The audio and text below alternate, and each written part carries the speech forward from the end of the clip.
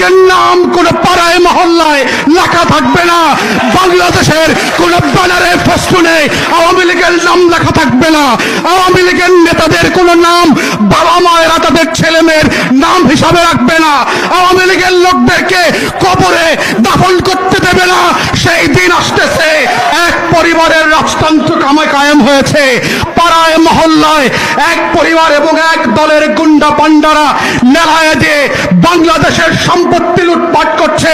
বিদেশে শত শত হাজার হাজার কোটি টাকা লুটপাট করে বাড়ি বানাচ্ছে, শত শত প্লট ফ্ল্যাট কিনছে। বাংলাদেশ ব্যাংকের টাকাগুলো লুট করে দেউলিয়া করে দিয়েছে। ওর বাপের টাকা না, এগুলো আমাদের টাকা, আপনার টাকা।